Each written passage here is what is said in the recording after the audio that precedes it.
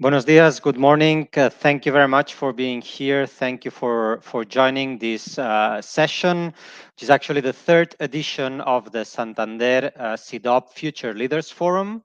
It's a joint initiative by CIDOB, the Barcelona Center for International Affairs, and Santander to identify the young leaders and voices who are working on topics related to international affairs, technology, and digital governance. As I said, this is the third edition. So it means that in the previous two editions and this one, we have gathered over 100 young leaders who are shaping right now the thinking and the action on technology in the 30 plus countries where they come from 4 different continents, from Europe, from Africa, from Asia, and from America. And these young leaders, so the ones that have been selected for this year's edition and the ones that were part of the previous editions, have been building and are actually building a growing community of engaged experts and engaged practitioners who are working on topics that are of utmost interest, not only for CIDOB and for Santander, but also for global politics today and for the impact of technology on global politics. In this third edition, we have actually gathered leaders from 22 different countries. They are working from places all over the world, and we have decided to focus the topic of expertise and the topic of our discussion today on what bears the title of this session, which is how can the European Union achieve digital strategic autonomy, and thus discuss on topics related to data and data management, to cybersecurity, to the impact of digitalization and digital confrontation on current geopolitical trends. And also to discuss to what extent digitalization is not creating only the global community that at some point we believed would be the consequence of social media and social networks, but rather also being used increasingly as a tool of confrontation and instrumentalization, or what others, and particularly the European Council on Foreign Relations, have worked on, the concept of weaponization of digitalization, weaponization of interdependence, which is in which the digital side is of utmost importance. So as I was saying, to discuss these aspects, we have worked in a twofold manner.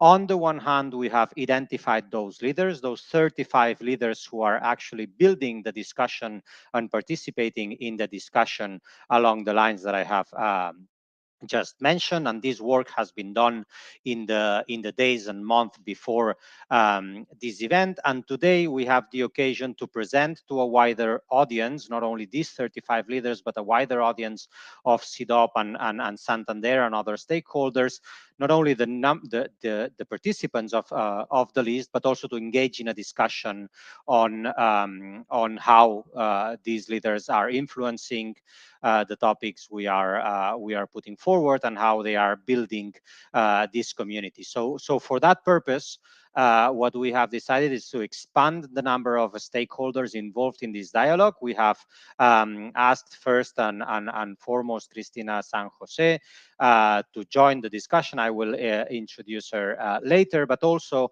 José Ignacio Torreblanca from the European Council on Foreign Relations, and Karma Kulumina, senior researcher at CIDOB, working on technology and the role of the European Union therein, to have an initial conversation on the topics that I have just mentioned, and then give the occasion to the leaders of this edition, but also of previous editions, to continue the networking experience that they have undertaken in the last years until today, and engage in a private conversation that will take place afterwards. But for the time being, my role as director of CIDOB is first and foremost to thank Santander for Banco Santander for the initiative and for the support to this initiative, and of course to all the members of the youngs that have accepted our invitation to engage in this initiative, and congratulate them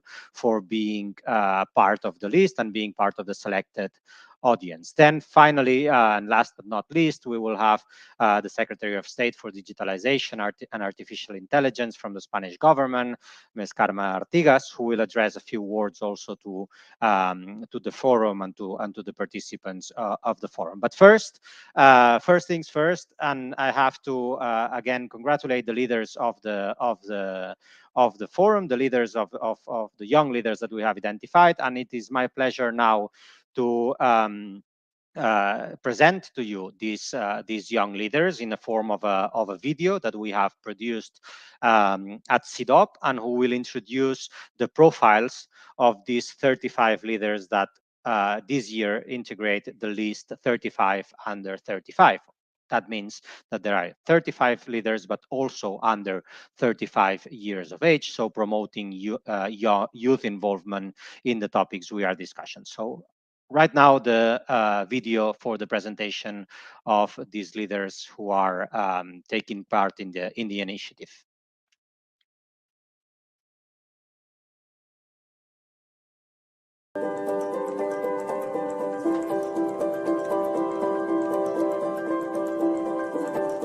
By using methods of participatory democracy, we can exploit the knowledge that is distributed throughout society and create smart, effective, and efficient policies on digital. Automating and mainstreaming cybersecurity services through investment, public procurement incentives could also deliver better quality security services for the benefit of all. Making sure that its common European data space is actually common, meaning that it can actually become a community of values and rules for third countries to foster convergence in data protection and data governance. Big investments in critical infrastructure are necessary to create the foundations of tomorrow's economy.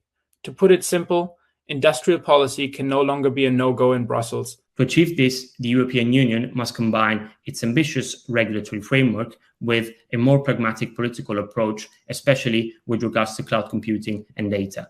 Open source solutions are the safeguards of values that guide the European Union in its digital transformation. Transparency to ensure data security and privacy, flexibility that allows interoperability, cost efficiency that allows SMEs to operate, and far greater knowledge sharing capabilities. Being assertive and strategic would effectively facilitate aligning Europe's digital sovereignty with its transatlantic agenda and will be key to achieve its digital ambitions. The EU should work toward mitigating the impact and scale of attacks by systematically strengthening the internet infrastructure within the EU and abroad with partners. We should be aiming to find the right balance between autonomy and cooperation with our transatlantic partners. The first is, I think, regulation. The EU is an effective regulatory power. The second is investment to develop a competitive tech sector. And the third is relocation to secure our supply chain. Gender equality is the common thread. We need to take into account the ideas and value the expertise of the entire population for a more cybersecure world. As conversations on cybersecurity and digital strategic autonomy enter the mainstream, this is also why it's important to take the time to invite a diversity of voices from different stakeholder groups together to share their views. The EU must ensure its digital strategic autonomy that allows it and its member states to build independence and authority over the European cyber states, also building cyber capabilities and cyber defenses. The EU needs to better leverage and integrate the internal and external dimensions of its cyber and digital policies, including by assessing their positive and negative external impact. By the European Union to publish its own position of how international law applies to cyberspace. This would mean consolidating the views of all 27 member states and finding at least a baseline agreement on specific rules of how international law applies. For Europe, Forging a wider digital strategic autonomy will require collective action, and this must be based on three key elements: increasing resilience, promoting human rights, and strengthening multi-stakeholder collaboration. The EU can achieve digital strategic autonomy by creating a global model for regulating big tech companies and thereby to protect democracies everywhere in the world. I think that the design of a future-proof industrial policy should be seen as the main success factor for unleashing Europe's competitiveness, innovation, and strategic autonomy. Fostering international collaboration, trust, and partnership will continue to be among the most important aspects of enhancing resilience of digitally dependent critical infrastructure within the EU and abroad. To strike the balance between openness and independence by fostering innovation, not only based on a centralized top-down industrial policy approach, but also through bottom-up decentralized capacity building. Having facilities that can produce without interruption the products that will drive Europe's digital transformation, as well as sourcing unhindered access to the minerals and raw materials vital for these products to operate, are ways in which the EU can make a leap. Research should be our main area of focus. By encouraging research in computer science and related fields, we could provide local competitive alternatives to the services which the EU currently sources from external sources. The EU needs to shape the standards and rules of future technologies in order to achieve digital strategic autonomy. The EU must enhance its investment in R&D to put European companies and research institutes at the forefront of innovation. Interdependencies with like-minded states should be differentiated from those with competitors until the EU's technological innovation capabilities reach the threshold to become digitally autonomous. It also means making the necessary strategic investments in areas such as data and cloud, semiconductors, quantum, AI, and cybersecurity technologies. Close EU-NATO collaboration is beneficial in terms of both cyber defense and countering hybrid threats. Stimulating interoperability through open standards and decentralization, taking key reciprocal positions in global value chains, and investing in nascent fields such as quantum technology. The EU needs to build this strategy bottom-up by leveraging and utilizing the opportunities brought by digital technologies. It is essential that the EU legislates in the technologies of tomorrow. In this aspect, initiatives such as the European Union Year of Skills to promote tech upskilling of Europeans and attract skilled immigrants would prove useful. As the dependencies will continue to exist, addressing bottlenecks and vulnerabilities will only work through international partnerships. To protect and promote its human-centric approach to digital technologies, the EU must foster an ambitious digital diplomacy. Encouraging investment in technological development and infrastructure. These would make the EU not only more competitive, but also more resilient, less dependent on foreign competitors, and ultimately also more secure. I see many opportunities in the European way of regulating the digital environment, and geopolitically, this new EU data regulation can have indeed the so-called Brussels effect. I think it's important that this regulatory framework enable enough competition and innovation. And I will go to my second point, which is that the European Union also needs to make in place the right framework for investment and innovation. It cannot be achieved without a robust open source ecosystem. Therefore, we need to invest in open digital infrastructures, which lay the foundation for economic growth, innovation, but also participation and democracy in the digital age.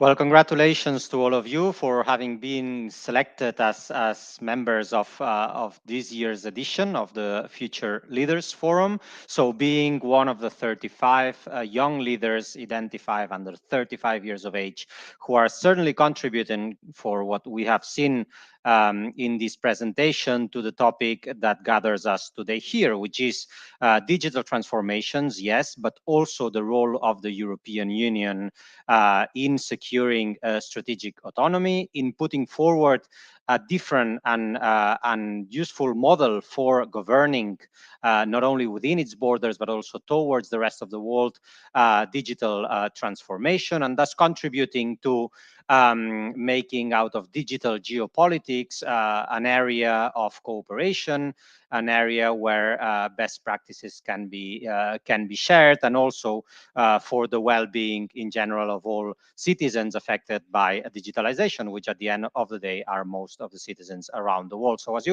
as you will have seen, we have gathered media representatives, we have gathered civil society representatives, experts from think tanks, from academia, but also young policymakers. They are all making already in their professional lives a change in these topics, and are adding up to the many leaders that have been identified in previous sessions. So we have already built this network of 100 participants and made interactions with over 1,000 more thanks to the forum, thanks to the Future Leaders Forum. So in addition to congratulating them for having been selected, I think it's our duty now to go a bit more into detail of some of the topics that these leaders have already identified in their preliminary remarks in the video, and go a bit more in detail into the topic of our discussion, the role of the European Union in strategic autonomy, in digital strategic autonomy, in terms of data management, in terms of cybersecurity, in terms at the end of the day of digital geopolitics. And for that, I will give the word first to Cristina San Jose. Cristina San Jose has been active in the initiative for the last time, so she knows well about this initiative and has participated. She is the chief of data policies in Grupo Santander, so she knows and works on this topic on a daily and regular basis. And I will give her the floor immediately for a first reaction and welcome words from the side of Santander on this initiative. So Cristina, the floor is yours. Many thanks. So first of all, thank you for having me again, and congratulations to the 35 under 35. It is a great achievement, and it's amazing to see such an assortment of talent already with us. So thank you very much. My first reactions, and the topic of this session is of particular interest to me, and I'm afraid I may have a bit of a controversial view when it comes to it. There's a lot of talk about the opportunity that Europe has when it comes to digital, and I somewhat disagree. At this point, we no longer have an opportunity, we have a need. An opportunity is when something hasn't started yet, and it's up for the grabs. At this point, everything is going on already, and I'm afraid we are lagging behind. So at this point, it is a need. So this is the first thing I wanted to say. The second one is that when it comes to data, artificial intelligence, etc., there's lots of fear in society about these new technologies. Lots of fear that the government is going to watch me, the companies are going to manipulate me, that I'm going to lose my rights, etc. And I think this is somewhat misguided. Technology is neither good or bad. It depends on how we use it. And let me give you an example. Imagine we were able to develop an algorithm that just by looking at a picture of you was able to predict whether you're going to develop cancer in 3 years, advancing your diagnostic so much that it will allow for prevention, thus decreasing mortality rates. Such an algorithm would be fantastic in the hands of a hospital, in the hands of healthcare, but it would be awful in the hands of an insurance company, because if just looking at your picture, they can tell whether you're going to be sick or not, well, they may not want to give you an insurance, and this is very bad and very unfair. But the same tool would be fantastic in the hands of a hospital. So what do? Do we prevent the tool from being developed? Do we try to regulate the data or the algorithm? Or do we try to actually regulate the use case and not so much technology? I will be for the latter. And this takes me to the third thing I would love to share with you, which is about this need that we have in Europe and the fact that the technology is neither good or bad. In Europe, we are fantastic when it comes to regulating, and we are fantastic when it comes to developing massive infrastructures. But I don't think we have such a great track record when it comes to building value-creating solutions. For example, when discussing digital, when discussing data, I've heard a lot about developing a European cloud. I've heard a lot about building open source digital infrastructures. I heard a lot about sharing data and making companies share data. There's lots of regulation going on about this. Building massive European data lakes so that we all pull data together. But this is quite sterile if we don't know what's the use case. What are we going to use this for? A couple of ideas. Healthcare. We have a fantastic healthcare system in Europe. Why are we not at the forefront of healthcare solutions? Why don't we push for data and artificial intelligence to advance our healthcare in Europe? And of course, offer it to the rest of the world. We have a privileged healthcare system. We're not making any advantage of it. We could be top researchers on the field. We are not. Anti-money laundering. We have a fantastic legal system. We could develop amazing solutions when it comes to fighting financial crime, fraud, money laundering. We're not massively investing on it. So as a closing, why don't we, instead of thinking massively with grandiosity about infrastructures, data lakes, whatever, why don't we think about 3 very specific solutions, use cases, where Europe could be at the front and we put our money and efforts behind those? Rather than regulating, let's build some value-creating solution. This will be my take. Thank you very much. Oh, thank you. Thank you very much, Cristina, for reminding us also that the revolution is ongoing, and it's not only a question of anticipating something that will come, but actually acting on it, and whether regulation is the good way to act, or rather building capacities and building specific tools and actions that can help Europe play a decisive role in there. So, and also, very much agree with your point on the dilemmas that this creates, not only for the European Union, but for the use of data, for the use of these advances, and how to make them just and abide by the principles, norms, and values of our societies in front of alternative models. So I think that you really nailed it here in identifying these aspects, and for that, and I'm sure much more will be said now as well, and complement to what you have said, Cristina, so far by the 2 experts who we have asked to join the discussion, and who are also very actively participating in these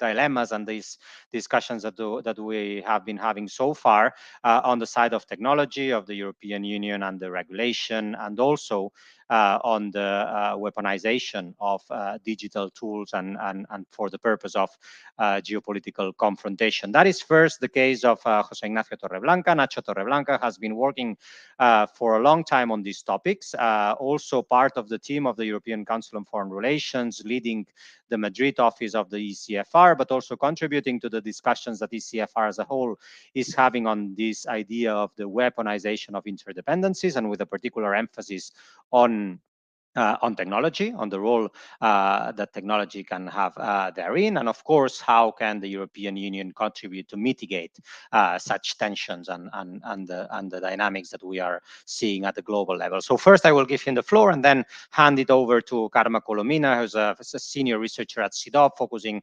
on technology, on the role of the European Union, on disinformation, as well as particular aspects of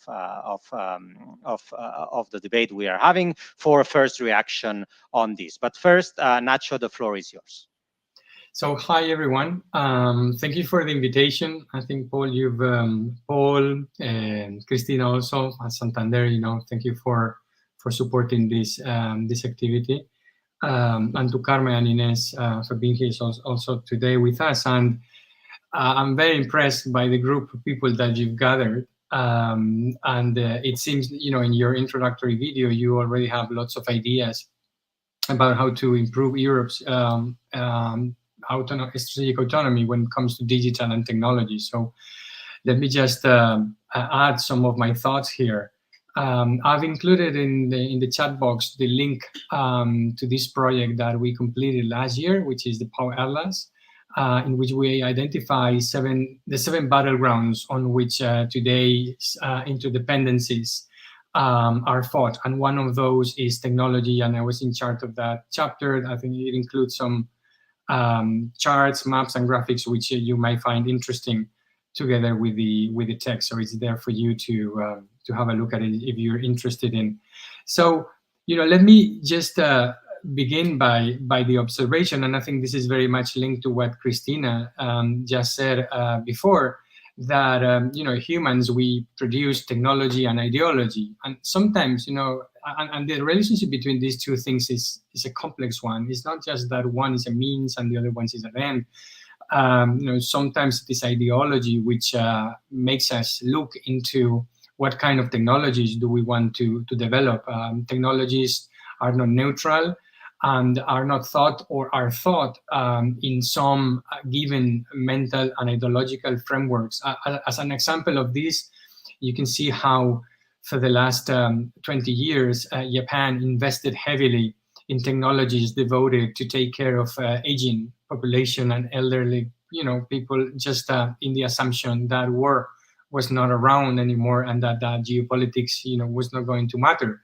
And while Japan was investing in all these robots to take care of elderly people, the Americans were investing in drones who would be able, to hit targets at 14,000 kilometers distance. So, this is very clear examples of how ideology trumps and technology.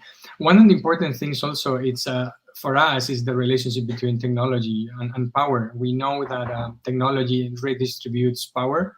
It's not only the economic power base of countries, but also, within societies, it empowers individuals and groups, and this empowers others. And we see this very clearly today in our societies, but it's also internationally. I think that very few people haven't looked lately, but I think we are now all looking more into what kind of geopolitics is associated to different technology developments.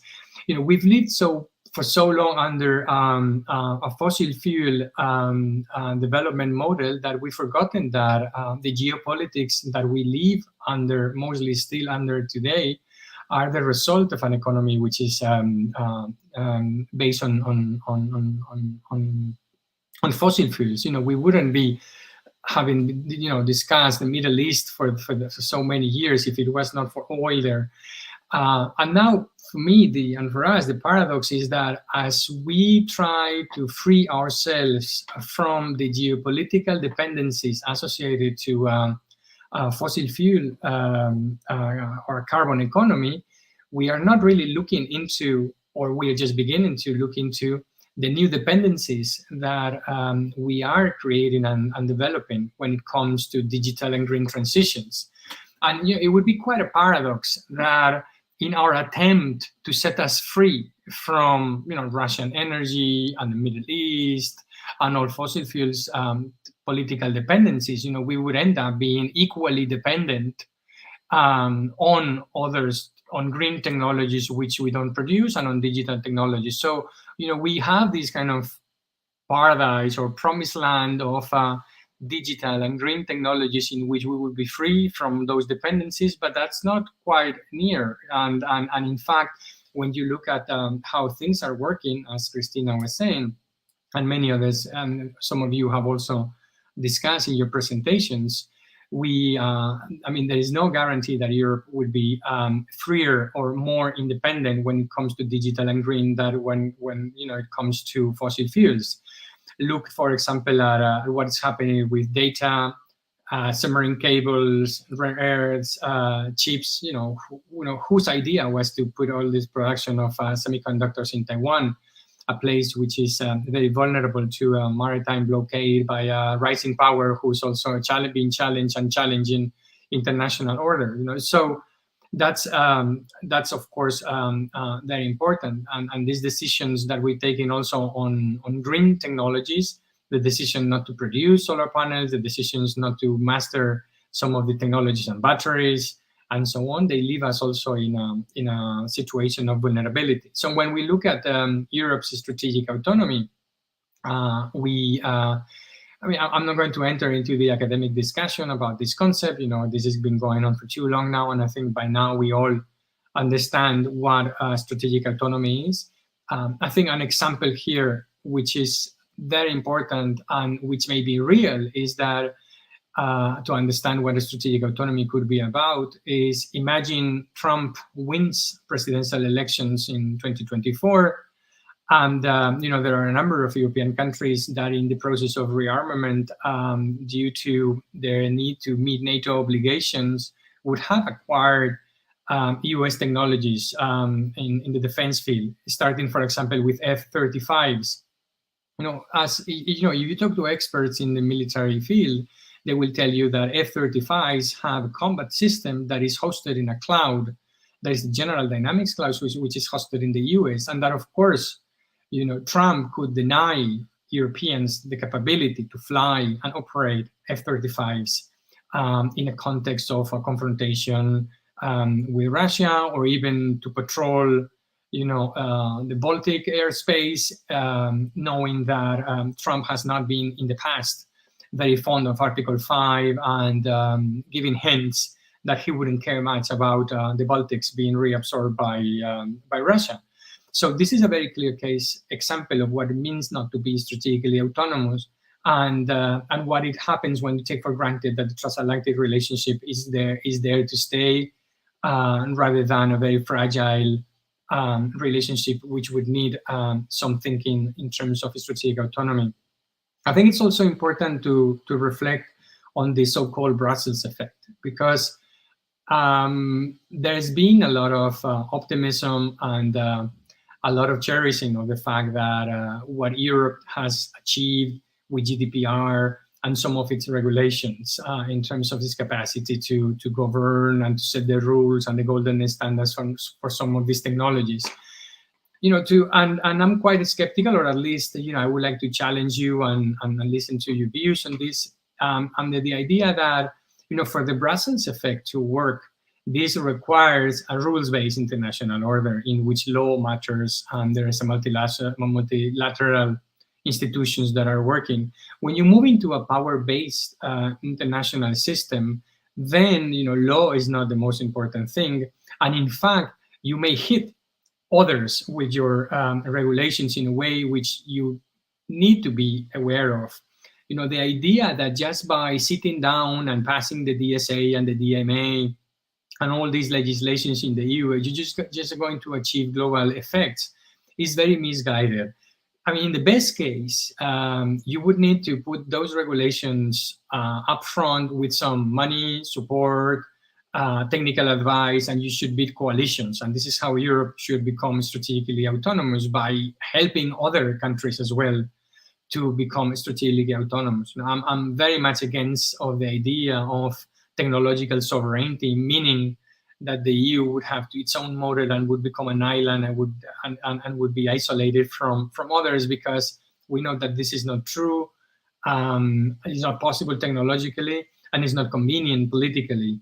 It wouldn't make sense, and you know, I don't think there is a space for three different models of technology development in the world. Maybe there is the US model, the Chinese model, and maybe it's half of a model for Europe, because we are not able to fully develop our model and to sell it outside. So for this Brussels effect to work, in the best cases, we would need a lot of diplomacy, a lot of work. And this is something we at the European Council of Foreign Relations have been doing for the last year.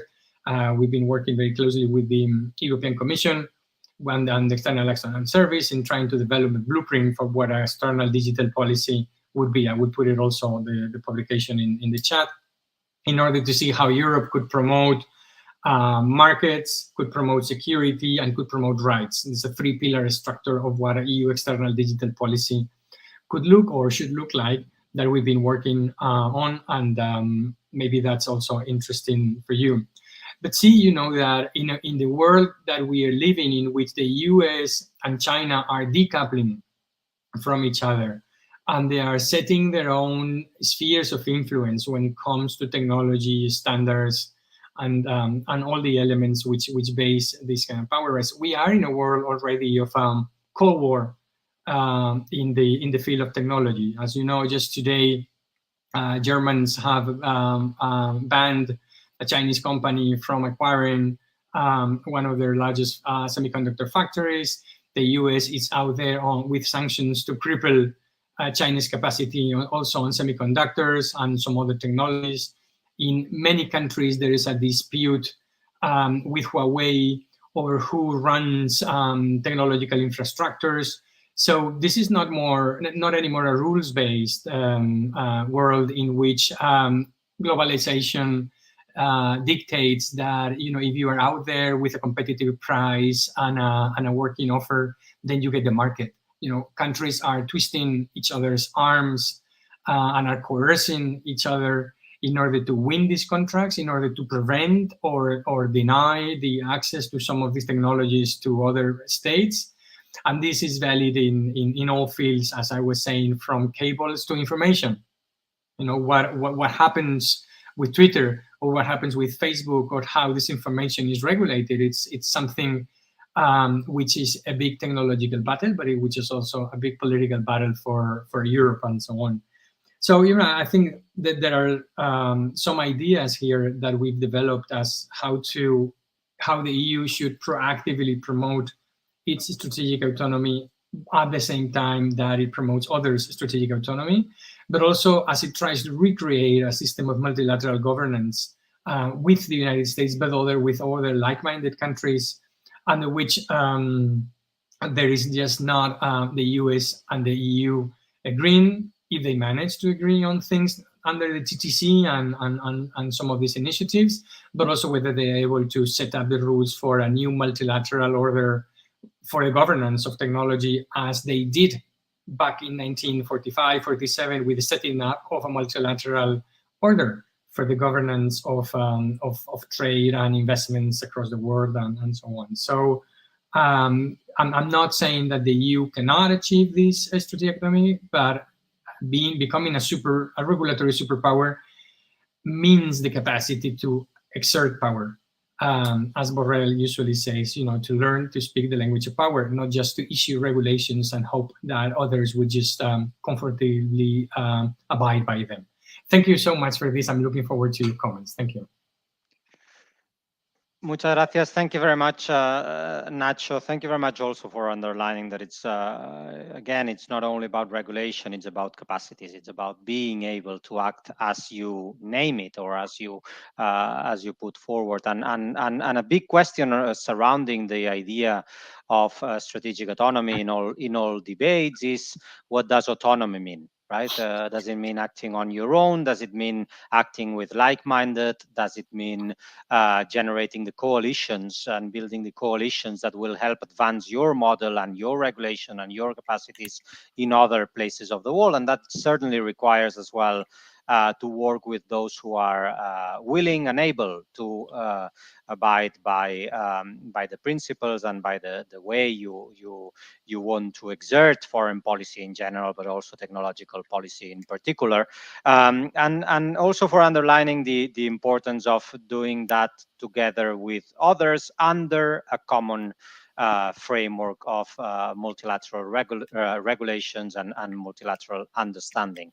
So I think that these 2 points are key cornerstones for understanding how can the European Union not only achieve digital strategic autonomy, but help others build and act together on those same under the same direction and with the same spirit of mind and action, at least. So this was my first reaction to your very thought through points, and very grateful for those. Let me now give the floor to Karma Kulumina for also adding up to this discussion. Karma. Well, thank you very much. Good morning to everyone, and congratulations to these leaders appointed. So Well, I'm going to react a little bit to what Nacho said or what it has been said, and maybe for the sake of the debate, I think I'm on the list of these more positive, at least with the EU approach to these changes going on. The first thing, mainly, I wanted to just stress out some dilemmas, as Christina started also doing.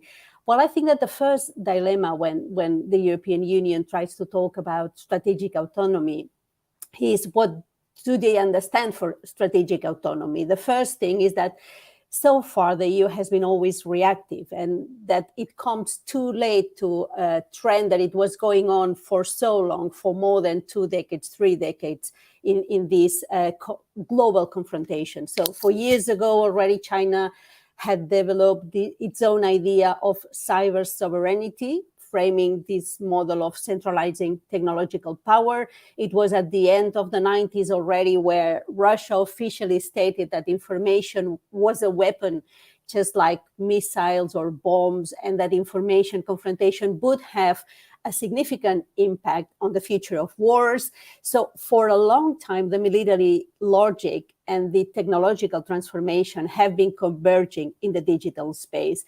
And during all this time, what was missing was a clear approach from the EU side.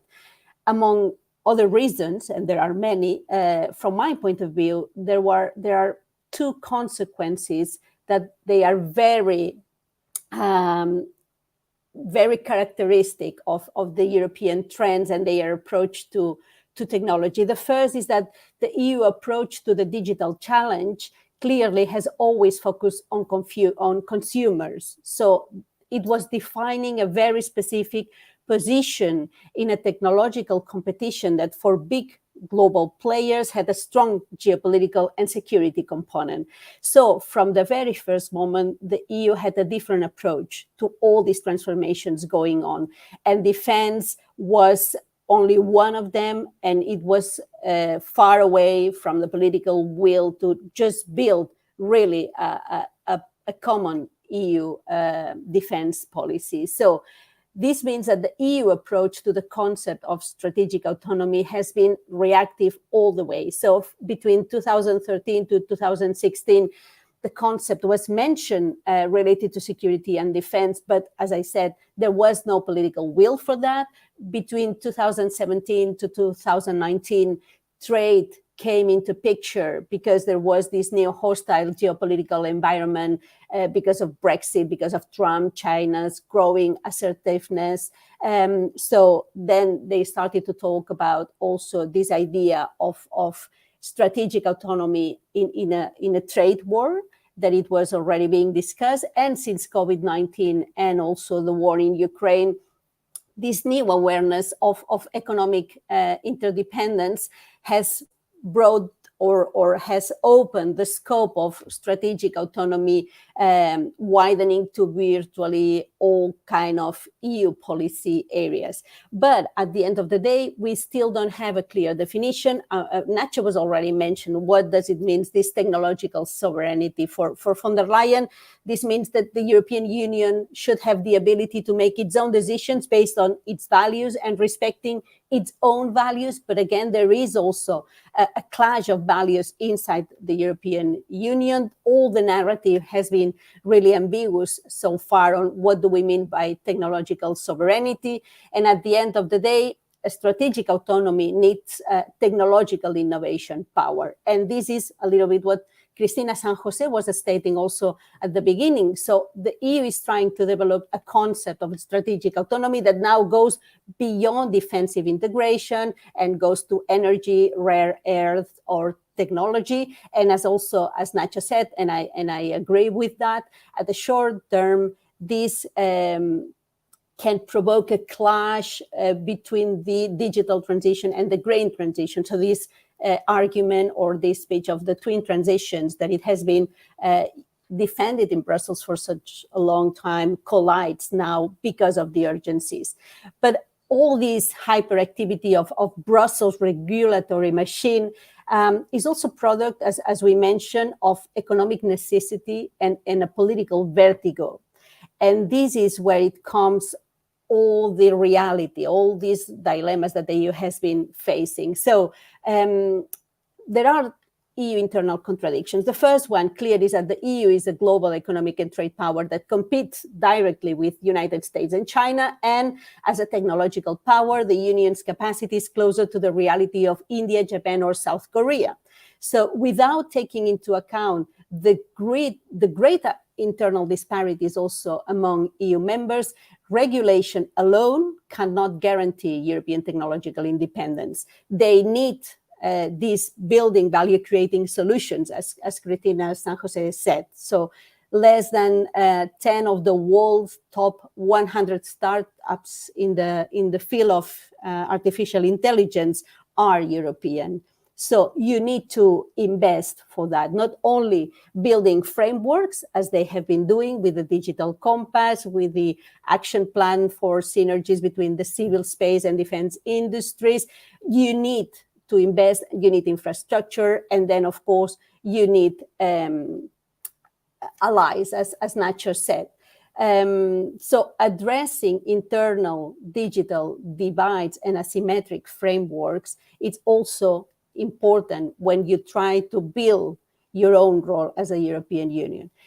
The second dilemma is that the EU has been really having an impact on regulation, as Nacho said. I do think that there is a possibility of Brussels effect with the Digital Service Act, because if we see, I don't think that we can discuss already, Nacho, if there will be a global governance. I think we are far too late to discuss a possibility of global governance for internet, because we keep talking about the internet and cyberspace as if it was one as a whole, and internet is already fragmented nowadays. So we are talking about completely different visions of technology, the use of technology, but also on how internet has to be ruled.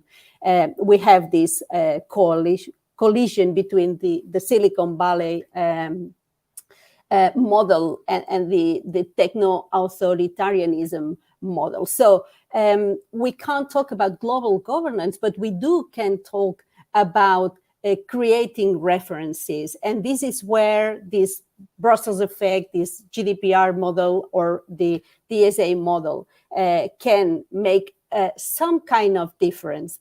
So far, they have done it with the changing responsibility role of the tech platforms, for instance, with the code of practice with disinformation so far. And this is a model that has been replicated, or at least that it has inspired other agreements with tech giants in many countries, especially in Latin America, which you very well know too. So I think there is a possibility for that. There is a change of tide for this extraterritoriality and the regulated powers that the tech platforms are. And we have to take into account that they are also going there through their own transformation. I think they are in a very big reputational crisis. We are witnessing right now what's happening with Twitter. So the whole speech of what freedom of speech is, but also what are the limits of the monopolistic power? What are the limits of these public spaces, digital public spaces, where we are all tied to just form our opinions, that they are in hands of people with a very strong ideological agenda? I think this is also have an impact on the role of the technological platforms. And this is an opportunity to try to set some rules. And this is what is happening at the EU level. And this takes me to my last point. I think that for a European Union that it's dependent for energy on Russia, till very recently, and commercially on China, connectivity conflicts have increased its perception of vulnerability. However, I think the European Union must avoid getting trapped into this idea of bipolar confrontation between China and the US, because at the end of the day, despite their antagonism, China and the US will operate in overlapping and interconnected geopolitical spaces. That's the reality. I mean, we can talk about the connectivity weaknesses, but connectivity will stay. I mean, we can be autonomous in certain sectors, but we will be depending on each other in others. So there will be a connectivity. This is why it's for me so difficult to think and to talk in the terms of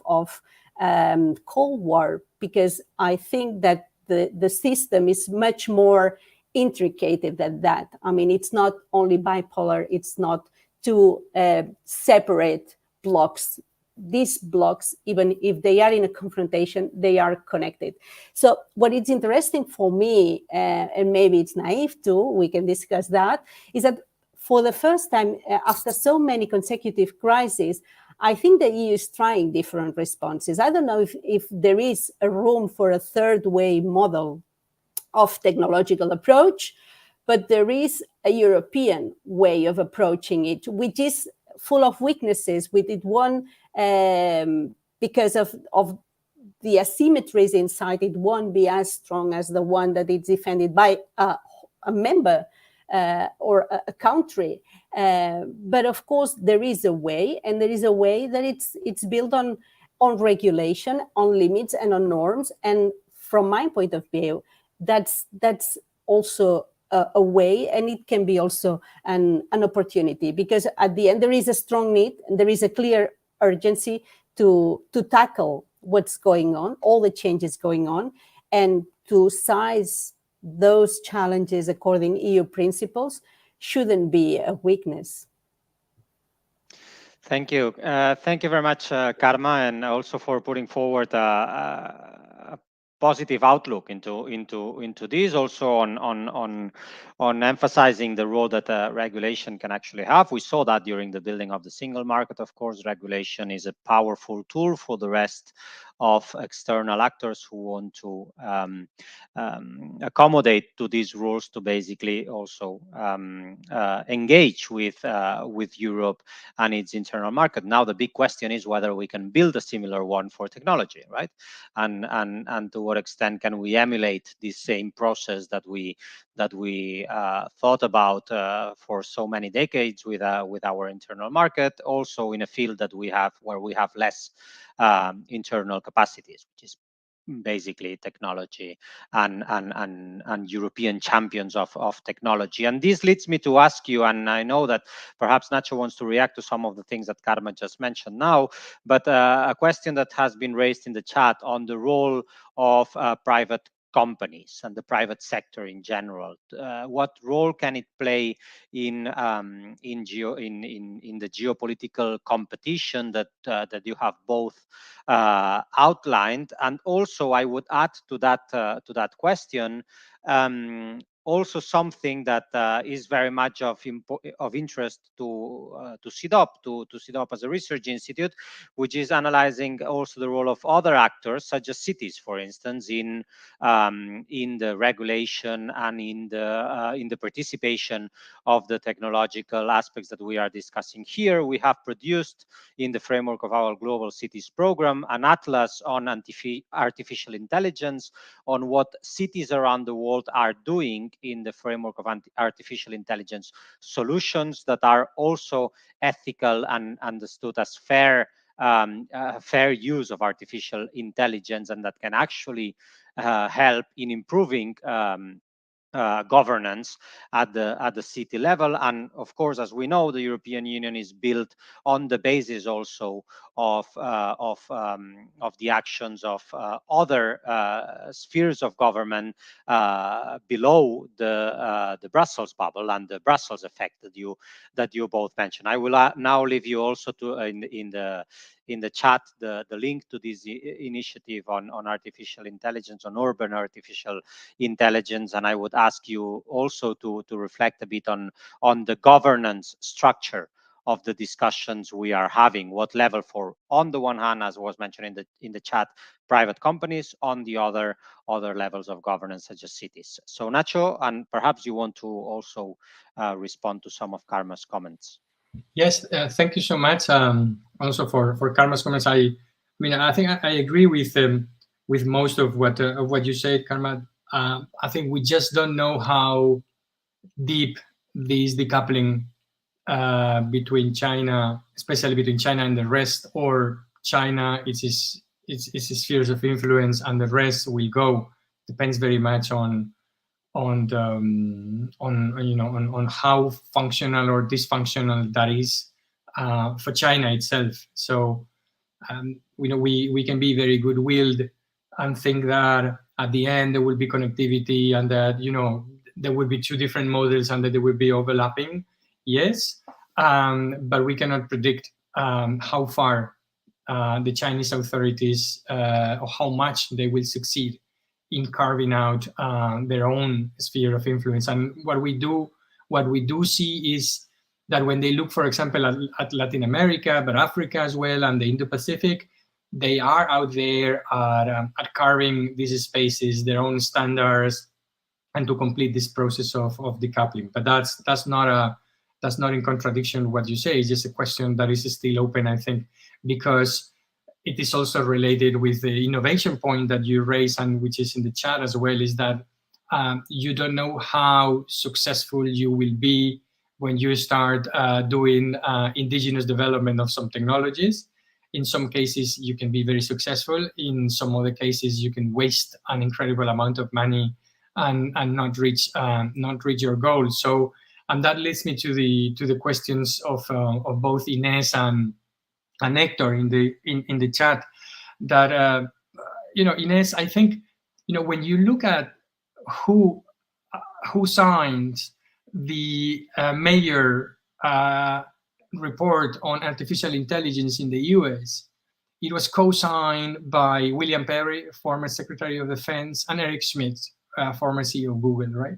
So this is the US military complex at full, recreated on the technological and digital space. This is the way, as Karma also said, that Americans are looking at this, is through a strict security and defense policy lens, which then has incredible spillovers into civilian, social, health, and other sectors. And also, what happens in the private sector has incredible spillovers into the military. So, the Americans have created a very virtuous circle in which public and private investment, because the defense budget is a major source of research and development, but also private companies are investing massively on innovation. So when you put together what Google and Apple and Amazon and Microsoft they devote to research and development, and you put that together with the US defense budget, then you have an amount of money, and then you have capital markets, and you have innovation, and you have a capacity to attract talent, and so which is unrivaled, and this is why and what Europeans try to create and recreate, but are not quite successful at that. One, to me, I was recently with the people of Endeavor, who are, who represent the unicorns and the startups in Spain and all over the world. And one of the things which is amazing is that all European startups have their ad registered in Delaware. So there is no way you can pull out a successful startup in Spain, and we do have very successful examples of startups, but you have to register in Delaware. Otherwise, you will not be having access to funds and to talent and to all the requisites which will make your startup successful and eventually being sold or bought by American venture capital, which is a disgrace, but also very telling. That most of young Europeans who are starting their startups, what they aim is at selling their startups to an American fund or whatever, So this is something we have to look very carefully at. We do innovate, but we don't scale up innovation in a successful way due to regulation. And here we're not a regulatory superpower. We are probably a bureaucratic superpower, which hinders development and research and development in some fields. And then for Hector, I think, the key question, or the key word to your question is reciprocity. Can we buy companies producing robots in China? Can we buy ports in China? Can we buy shares in Alibaba and Tencent and even reach a majority control of? Can Airbus, for example, deliver military planes to China? I mean, all these kind of things. I mean, the answer to all these kind of things is very obvious. We can't.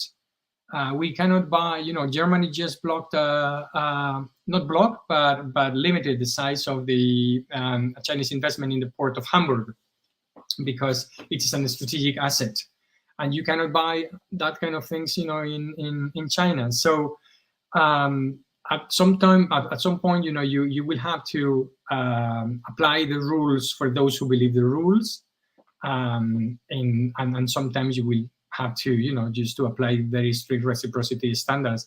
But even with the US, see the current problem that we have with the US when it comes to electric cars, because Biden is subsidizing Americans buying electric cars produced in America, and we are not doing that in Europe. We are subsidizing electric cars, full stop.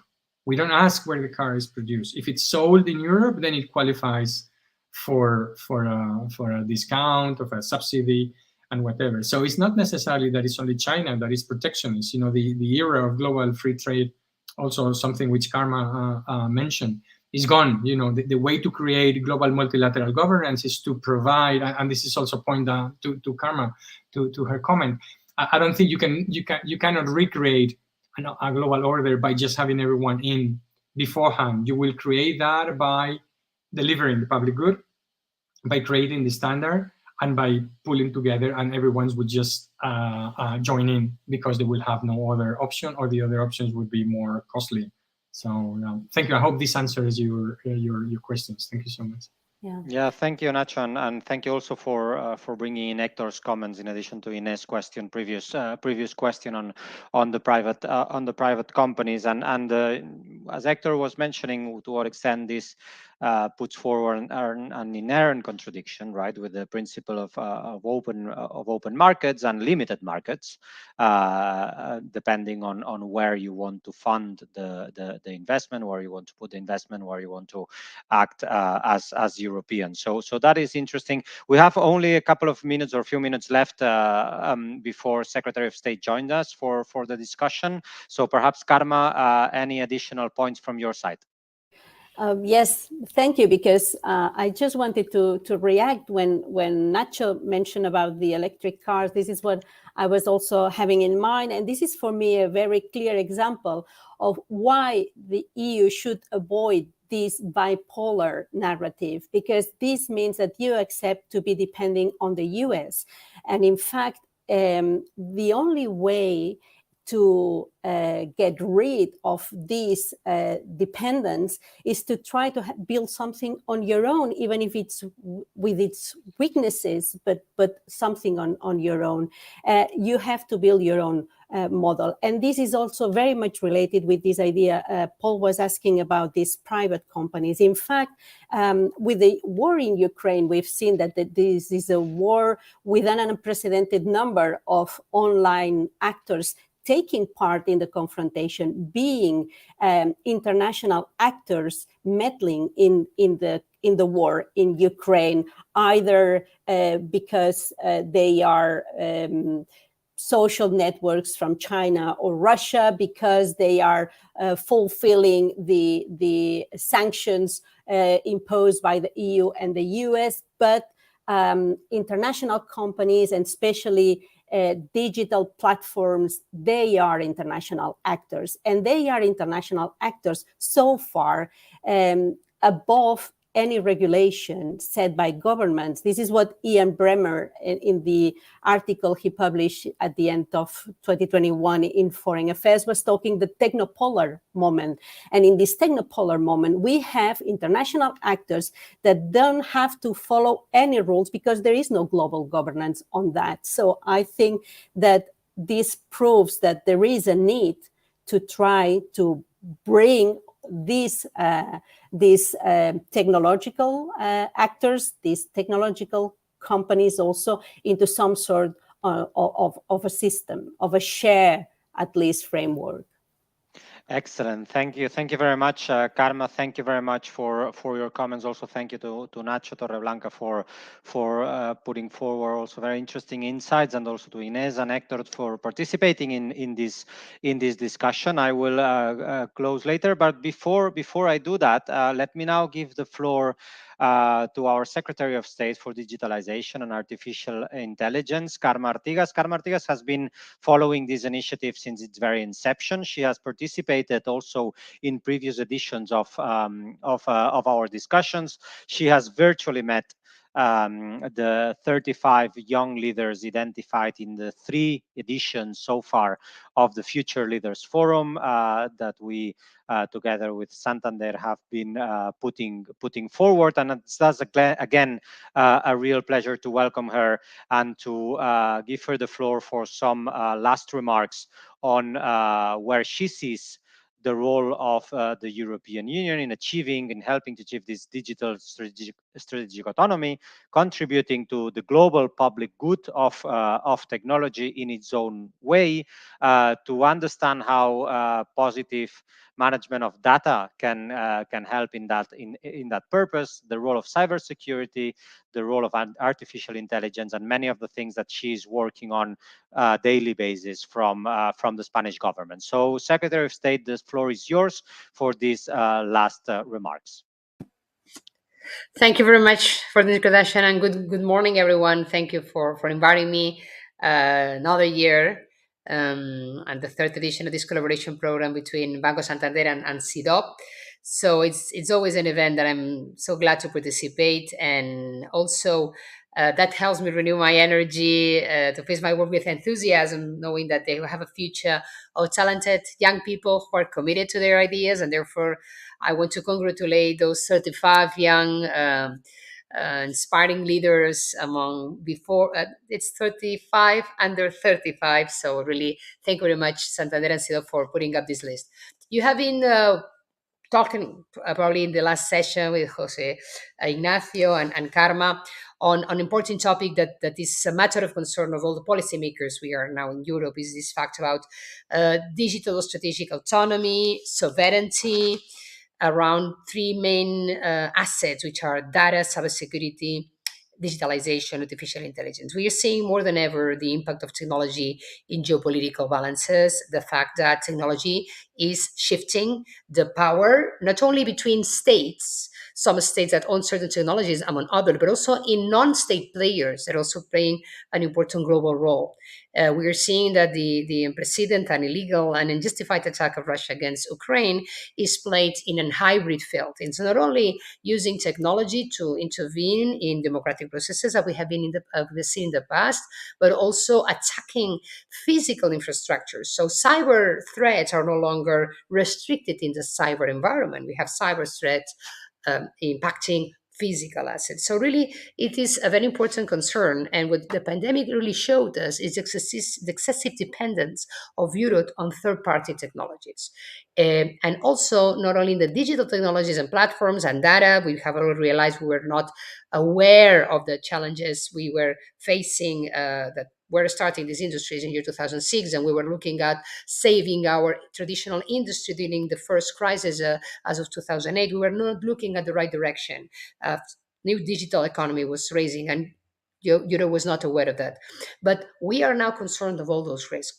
And not only this is affecting the digital business and the digital economy, but also the physical economy. And we are lacking, since critical raw materials, we are lacking capacity to develop semiconductors and chips that is affecting our most traditional industries like automotive. And this is putting the focus on what should we do as Europeans to preserve our digital sovereignty. And I would like to talk about the word sovereignty, which is not the same as autonomy. We cannot be naive. We are independent. We are codependent, especially in areas like cybersecurity, when we need really to reinforce cross-border alliances, especially with the United States. We cannot do this alone. We cannot do this alone. So we need really a cooperation. We need to create a framework for trust. And that, I think, that's the most important priority for Europe, creating our own rules we are a very attractive market. Nobody's going to renounce it. The same way when we launched the GDPR, nobody was renouncing the European market because we had the GDPR and nowhere else. Now we're putting again a new rules. We are putting the Data Services Act, the DMA, the Digital Services Act, Digital Market Act, the Data Act, European Regulation Artificial Intelligence, and these are the rules of the game. We are putting important restrictions to clouds, the Cybersecurity Resilience Act. We will require certain guarantees that even though a system can be cyber secure, there are no third country laws that ask these technology providers have access to European data. And this is setting up a new relationship first internally and then with the third party countries. So I think we have the right to have a sovereignty. That means the right to decide. And in order to have a right to decide, you must have choices, because now we don't have choices.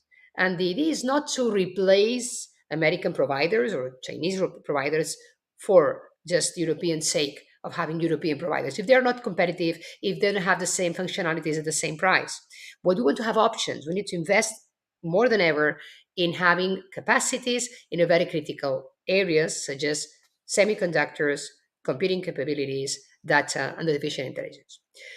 We are doing that with regulation, but we need to do that also through investments. What have we done with Spain?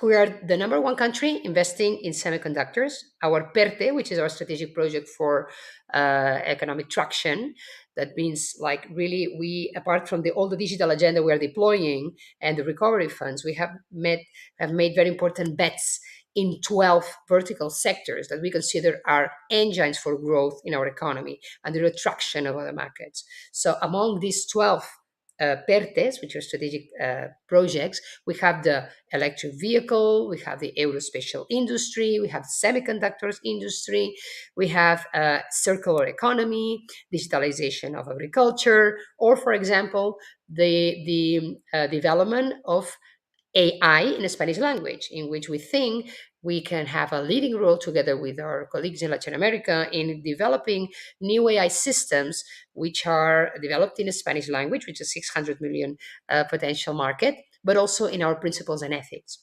So all these things are creating the new game. Sometimes I have a lot of visits like cloud providers and technology companies trying to influence on our position. And I always say, you need to read the sign of the times. All the time that you're missing, trying to lobbying, not these laws to come to force, why don't you use it to trying to adapt it? Because confidentiality will no longer be negotiated. Data protection will no longer be negotiated. Cybersecurity will no longer be negotiated. So we need to implement technologies, even though we can collaborate with other companies, that guarantees our capacity to decide and our autonomy in operating those clouds, those data, or those artificial intelligence algorithms. In that sense, we not only have invested in Spain, the semiconductor PERTE, we are also leading a very interesting program on quantum technologies called Quantum Spain. We were the first country in launching a call for tenders for the licitation of the first quantum computing, which we are now deciding on. We have always been selected one of the 6 mixed processing systems, which mix high performance computing with quantum computers around the Barcelona Supercomputing Center. So we are deploying 2 quantum computers. One is digital and the other is analogic, and combining to the Mare Nostrum 6 high performance computing environment. I think that's a very important area where nobody yet is leading, and Europe can really take a leap forward. I think we should invest also in edge computing, because it's the way to recover the control back to the citizen, back to the device, back to the sensor, and back to the local networks on the data that we had probably already deployed in the cloud.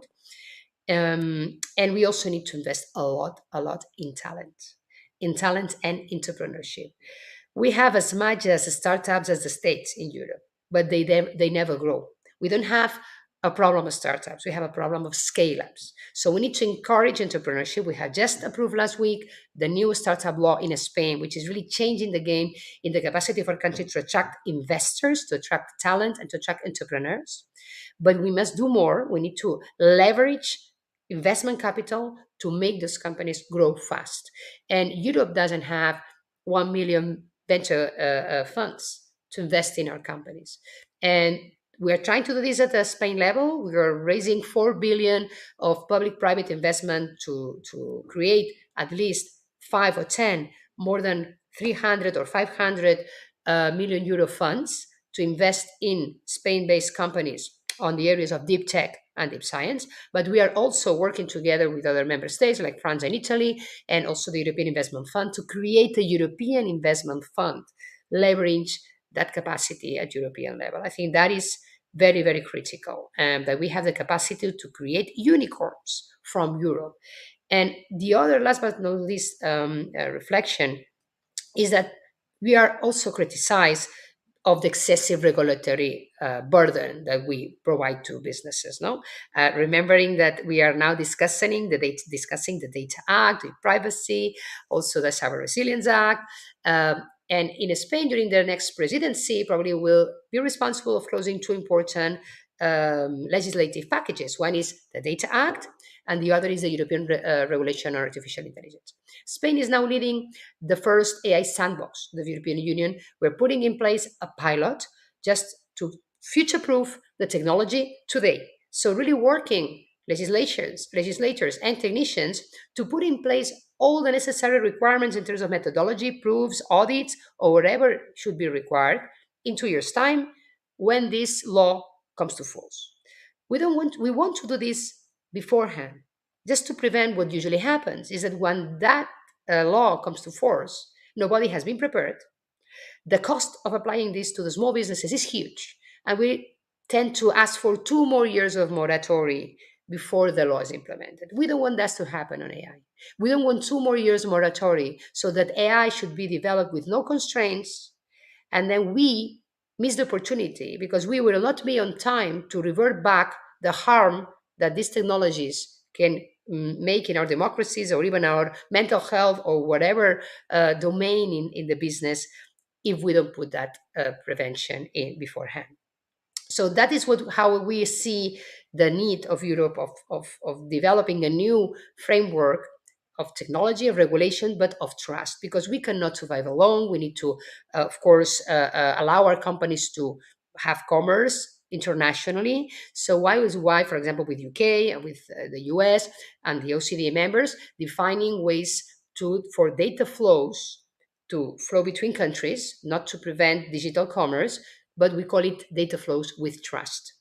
So it is important that we create this trust governance framework. That's something that probably we have not worked so much in the past, and at the eye of the geopolitical environment seems difficult, but it's absolutely the way to go.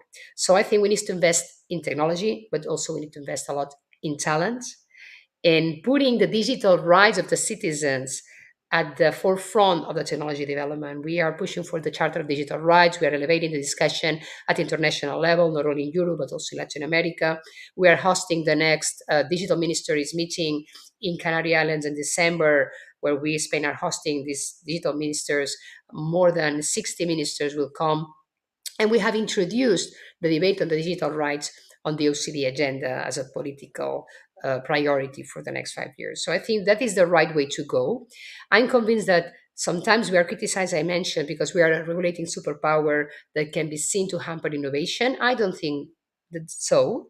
If we put in place an intelligent regulation, in this sense, I think the future regulation on AI is quite well balanced between ex-ante and ex-post controls, and not hampering the innovation, because we are not regulating the technology, but the possible harms of the application. But sometimes what Europe is achieving through regulation, other countries like the US will achieve it through reputation. So I think that when Europe sets up the standard, the technical standard, the regulation standard, at the same time, we are setting up the moral standard. We're setting up what is acceptable or not acceptable for me, a citizen, for me, a consumer. And I know there are many countries looking at us and hoping that we are successful, because that will help the citizenship also claim those rights to their societies. And I think that even though in some places something is technically possible and even not illegal, probably the power the citizens can say, yes, but I'm not going to buy your product. I'm not going to be in your social network because this is not acceptable anymore for me. And I think we sometimes also see the dark side of technology, artificial intelligence, govern people's minds, government people's will, and excessive controls of companies or governments. But we forget that more than ever, citizens also have the power of control, the power of asking for transparency, asking for accountability that we never had in the past. So we need really to use that citizens' powers to claim for a different environment that is that we can combine and make compatible digital transformation and progress together with social progress and respect for democratic values. Well, thank you very much, Secretary of State. Thank you very much, Karma. It's, again, thank you for your comments, but also thank you for the support that you've been giving to this initiative of the Future Leaders Forum and for sharing your views on things that I consider are of utmost importance, and you underline those. It's not only a question of innovation, it's also a question of consolidation of initiatives. It's not only a question of power and sovereignty, it's also a question of building trust. It's also a question of building the right governance framework according to which these advances can happen. And I think that having the occasion to put forward, as we did during this session, expert views on the debates that surround the discussions we are having, but also the views of policymakers, of those who are actually through projects and through initiatives trying to make a change in the way the EU operates in that regard. I think it's particularly welcome. So I thank you very much again for Karma, for engaging with this initiative of CIDOB and Banco Santander. I think, again, for the third year, it's proven a success, not only in terms of the profile of the young leaders under 35 years of age that we have identified, up to 35 leaders who are already making a change, but also adding up to the previous leaders that were identified in the previous two editions of the forum, of the Future Leaders Forum. And the fact that you are supporting that, it's also very much welcome. And I think that I can say, have already built a database of probably the most brilliant minds working on technology, not only in Europe, across the world, but young, all of them, in generating these discussions and in participating in other debates and making their voice heard. Because at the end of the day, technology is about today, yes, but it's also about tomorrow, and it's about the role that these leaders will play in the governance and in the implementation of many of the solutions that we have put forward in this discussion. From my side now, it's a thank you to all of you. Thank you to the leaders that have accepted our invitation to participate. Thank you to the previous leaders of the previous two editions that accepted at that moment our invitation to participate. Thank you very much to José Ignacio Torreblanca, to Karma Kulumina, experts who have been able to share their views. And thank you very much also to Banco Santander and Cristina San Jose, but also Cecilia Yuste, who is also the person with whom we initially discussed the idea to launch this online forum, to launch this database of great minds that have accompanied us throughout these 3 years. And also, last but not least, to thank my team at CIDOB, in particular Inés Arco and Héctor Sanchez, who have been leading this edition and the previous editions of the forum, but also Cristina for making all this happen live and without any problem. Now, I invite all the members of the list of this year, of the 35 young leaders that are joining us, that are following us now on this discussion, to join a parallel session to unlock from this online event and to log in the next one, to gather with the other 35 participants of last year and the 35 participants from the year before, those who have accepted to share this, to share their views, and to have a networking session, online networking sessions that will happen via Teams in the next session. So from my side, it's goodbye. Thank you very much, and hope to see you again all next year.